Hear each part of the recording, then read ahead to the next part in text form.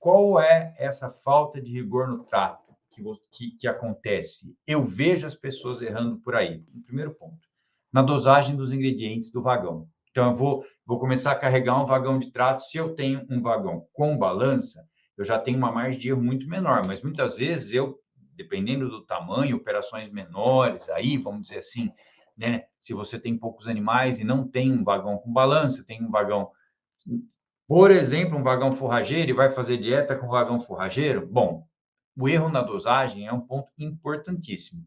Mas no caso a gente ter o vagão com balança, isso acontece também. Por que que o funcionário erra na hora de carregar o vagão, mesmo tendo uma balança ali?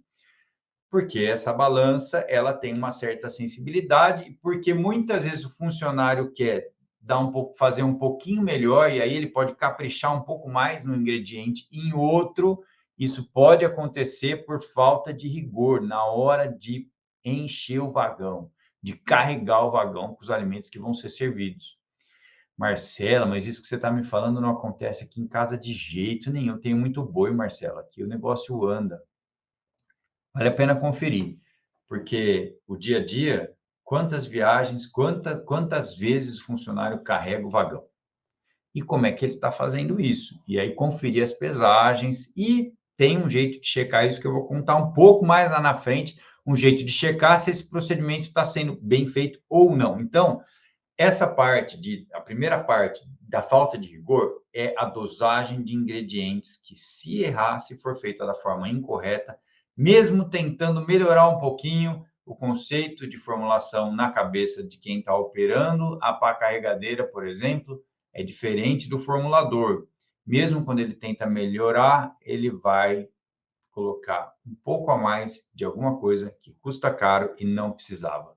Muito bem. Uma outra coisa que acontece, que também mostra falta de rigor nos tratos, é quando eu não faço uma distribuição de comida da forma certa. Pensa numa distribuição de trato na pista de trato inteira, desde o primeiro coxo até o final. Se você tem várias pistas de trato, então quantos vagões estão operando?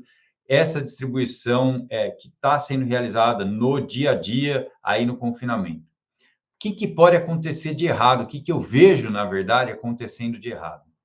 Dependendo do equipamento que você está usando para misturar, você não consegue ter uma mistura tão eficiente assim. E isso é um outro erro também na hora de planejar, porque quando eu vou planejar, tem que pensar nisso.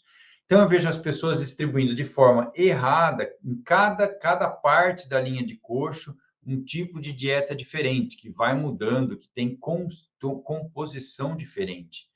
E sem falar quando eu não faço a descarga controlada por quantidade de matéria seca por baia de confinamento. Isso é um ponto importantíssimo. Esse rigor de saber quanto eu vou colocar de matéria seca por baia é importantíssimo. Muito bem, você já faz isso. Eu sei que você já faz, já tem uma meta de consumo para cada baia de confinamento, e tendo uma meta de consumo para cada baia de confinamento, você tenta fazer isso de uma forma muito importante para que esse consumo seja atingido. Então, você faz a descarga controlada por quilo de matéria seca por baia de confinamento. Aí, como você verifica isso? O rigor dessa verificação. Se você fez uma projeção e aí você alimentou lá o vagão, o tablet do seu vagão, e falou assim, ó, cada coxo no coxo 1 você vai distribuir tantos quilos de matéria seca, no coxo 2 tantos, no coxo 3, assim por diante. Na hora de acontecer isso na prática, o funcionário que está fazendo isso, se ele não registra o quanto realmente ele distribuiu, se você não usa essa informação que ficou registrada lá no tablet da balança do vagão misturador, você está pressupondo que aquilo foi feito. E, na verdade, aquilo pode não ter sido feito.